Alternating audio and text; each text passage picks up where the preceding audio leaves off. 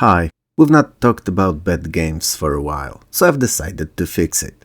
Ladies and gentlemen, I give you terrible superhero games. Until recently, when Jason Momoa was casted to resurrect the Aquaman, the character was in limbo.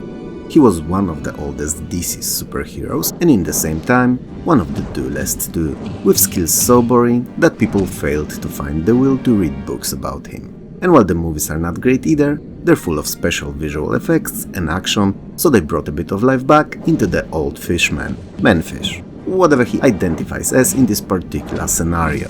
Aquaman Battle for Atlantis, however, the game that we'll talk about today, is closer to that ignored and forgotten hero rather than live action one. For one, it sucks, for two, it sucks some more, and for three, you guessed it right, it sucks even more.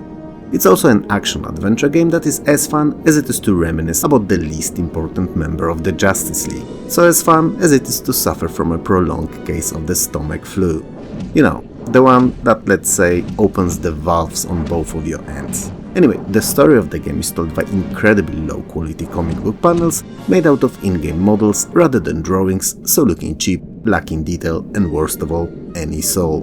The writing is flat, uninspired, and rather boring, and good. Cause you know what? At least it mentally prepares you for equally as exhilarating gameplay. Or well, lack thereof. Let me try to abridge the story to as small of a stink nugget as I'll be able to. Aquaman's nemesis, Black Manta, and his evil forces unexpectedly attacked the Atlantis, and it's up to you playing as Aquaman to save it. One sentence. Not bad if I say so myself. It could be a bit better though, I could have skipped this awful mistake in game design altogether and not talk about it at all, but since we're in the video about games of, well, similar quality, this one sentence long background will have to do. So, since I'll have a lot of bad to say about the game, let's see if I can think of something good first. Oh, I can. Technicalities. So, you get to play as everyone's over 63rd favorite superhero, Aquaman. What's more, you get to do it in 21 rather blunt and samey-looking stages, so you know, no unpleasant or unexpected surprises here to set your heart racing and on a path to explode out of excitement. And there are more than 11 different enemy types too. Now, honestly speaking, I've not counted them myself because, well, the game sucks. But when someone says over 11, you know exactly what they mean, right? Yeah, they mean 12. 17 is over 11 too, but why would they say 11 in that case and not 16 or even 15 to round it up to the closest 5? It's gotta be 12. Finally, the last good thing that comes to mind, other than the game being made in color and not black and white, is that it can actually be played from beginning to the end, whether you'd want to do that or not. It's possible, and that counts too. So, if you wonder if the gameplay is anything more than what you see on the screen now, the answer is no, and for the most part, what you see here is what you get, and it's mainly a series of near-identical looking underwater stages with some generic looking buildings hiding random assortment of low polygon enemies behind.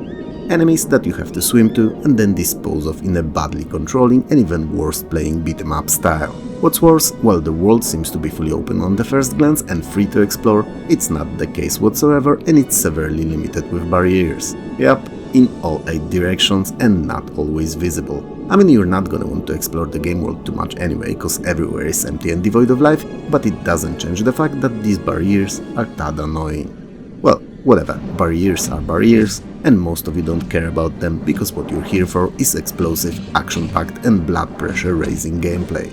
And at least in that particular case, Aquaman does not fail. It raises your blood pressure so high out of anger of having spent money on this piece of trash in fact, that you're constantly bordering on kicking the bucket. Funny enough, brawls with enemies feel like kicking and punching a bucket too, a literal one this time around as they're stiff and boring. Truth be told, there are a handful of stages where you're not swimming around laying fist-delivered justice to underwater bodies, but pilot an underwater craft shooting down enemy subs. But believe it or not, these are even less impressive and fun. Come to think of it, the word fun should never appear when talking about Aquaman, be it a comic book hero or this clearly unimpressive attempt at making his quote-unquote underwater adventures interactive. Cringe, creepy, sometimes unshaven, these come to mind, sure, but fun? Nah. Whatever, that's what the game is about and you can't really expect much more from it. Aquaman is a pathetic attempt at the video game and clearly a budget title. It looks as if 90% of the money went into securing the license, a terribly picked one I might add, as nearly any other hero would be better. Space Ghost, for instance. You remember Space Ghost? The additional 8% was spent on getting plenty enough beer and pizza to convince the devs to perform this travesty and make this quote-unquote game, and yes, I believe it's only the last 2% that went into wages. If you have a choice, and you should always have one, avoid Aquaman at all costs.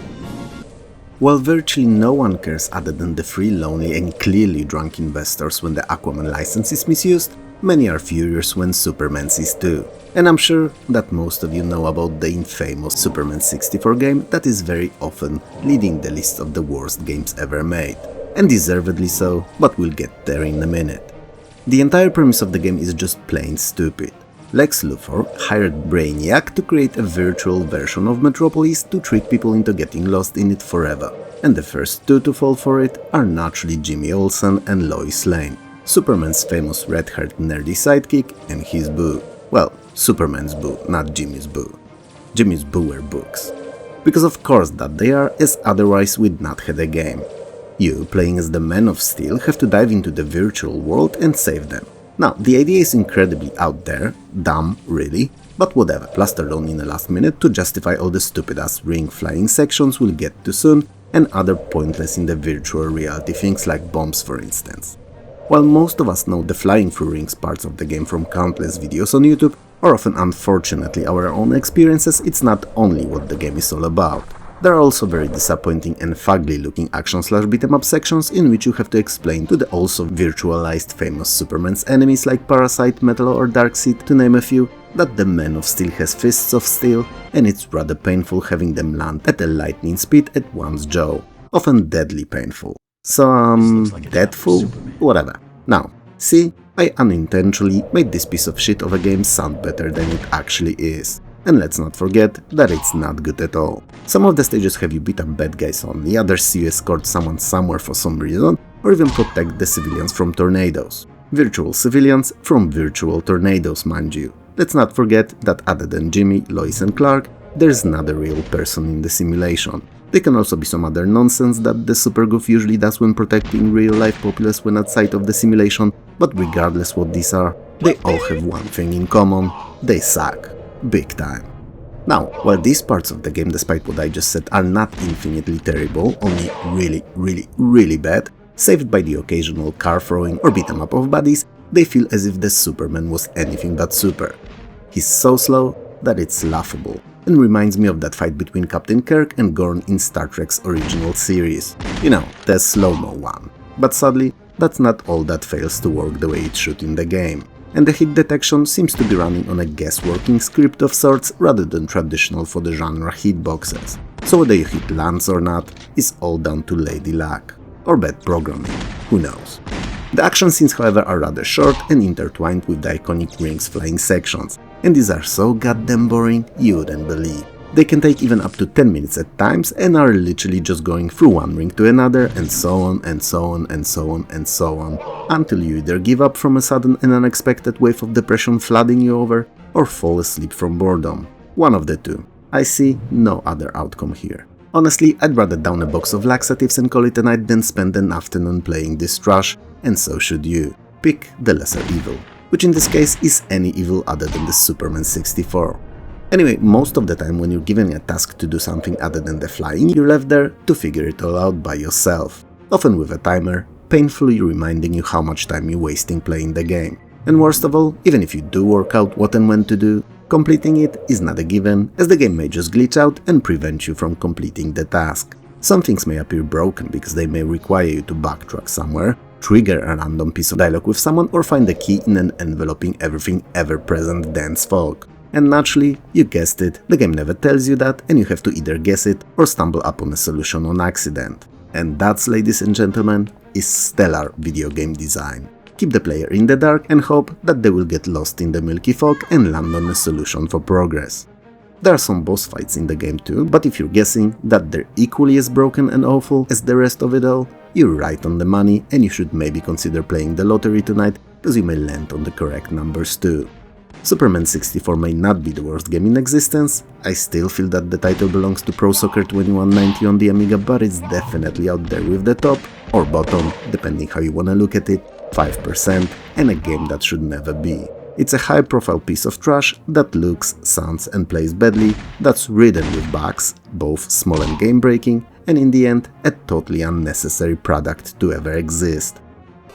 The Uncanny X-Men on NES is a third-person overhead view, action-adventure game that's the biggest crime on how the superhero IP license is used in this entire video. Well, at least to me, as X-Men are my favorite heroes. For many reasons, powers being only a minor of them, and the overall idea behind them being the biggest of them all. They strive for human-mutant coexistence and for the earlier to accept the latter for who they are, and not for how they look like or what they can or cannot do.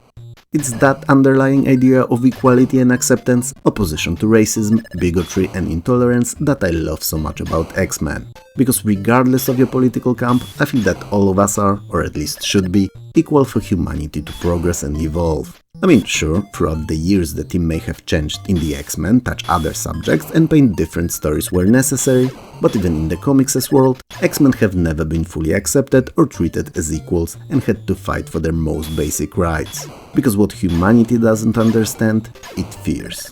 So now you see how important the subject is to me, and you can only imagine how disappointed I was with how bad the game turned out to be. Well, it was made by the LJN, a company that's now infamous on the NES scene for botching decent ideas and serving subpar games, but I was not familiar with NES as I was with C64, Amiga and PC, so I had no prior knowledge of that when playing the game first. Well, first and last, but that's just because I was so put off by it.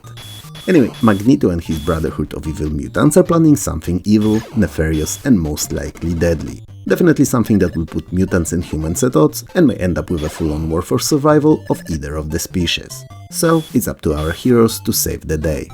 The game is divided into 5 stages that you can play in any order, and the last final stage, Magneto's secret base, Asteroid M.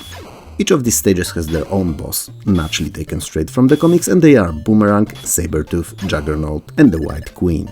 Each level plays out more or less the same way, with you having to locate the boss while defeating hundreds of generic minor minions, beat him/her to the pulp using your uncanny powers, and then quickly return to the beginning of the stage before the bomb detonates. Why there's a bomb there to explode? I do not know. Why mutants like Storm can't use their powers to send it with a gust of wind into the orbit? I do not know. But what I do know is that it's there and you have to run away from it. You know, it's one of those game logic moments here. While neither bosses nor the enemies are fun to fight with or defeat, and the game feels incredibly repeatable from the first moment you launch it until you give up and replace its cartridge with something more fun, like an Action 52 one, and yeah, it's a bad joke, but I had to make it here. Whatever you think about the Uncanny X-Men, you cannot say that LJN lacked creativity, cause you'll also face plethora of such iconic X-Men villains as soap bubbles, random springs with eyes, bugs, snakes from that early 90s Nokia game, and even skeletons with swords. You know, enemies you'd see each week in your favorite comic books. Only not really, and not at all. At least not in the X-Men. I mean, it'd be much better if they just land on a random set of thugs and criminals, mixed with some sentinels, rather than whatever our heroes have to face here. Whomever came up with this must have not only not read the X-Men, but also probably any other superhero comic books either, and just gathered random assets from other failed or planned and never released games and dropped them here to serve as bodies. It's definitely a cost-effective decision, but also one that makes the Uncanny X-Men feel like a very generic and bad action game, with X-Men branding taped over whatever it was originally meant to be. On the plus side, you do get to choose 2 out of 6 X-Men for each stage, and they're either player or CPU controlled and kinda, sorta, look and act like the ones that they're supposed to be. So you have Storm, Cyclops and Iceman, and this freak can shoot, and Wolverine, Colossus and Nightcrawler, who only fight at melee range. And if you think that the shooters might be better than the punchers, you're right. Even in this terrible, awful and unplayable garbage, characters that can attack at range are infinitely better than those that have to get close and personal. Especially that regardless of what type of attack your hero can perform, the collision detection is as bad as in that Superman game that we've just spoke about. Maybe worse. So spotty is a nice word for it, but the more appropriate one, if I'm to be honest with you here, would be shitty. If both of your characters die in a particular level, you can choose another 2 to attempt it, and then again until all are dead. And that's finally game over. Yes, finally, cause it's not at all fun to play the Uncanny X-Men on NES. Outside of some rather decent headshots of our 6 heroes with all their stats nicely laid out next to them for all of us X-Men geeks, the choice of particular fighters is mostly cosmetic, as how their powers are used in the game really makes no serious difference during gameplay. Well, other than what I said earlier about ranged attacks. The graphics and sounds are dogshit in this one. The characters are barely recognizable, and the enemies, I feel, are mostly a creation of acid trip-induced random stream of stupid ideas. The mechanics are boring, repeatable, and broken where it matters, so to put it bluntly, the Uncanny X-Men sucks. Don't play it.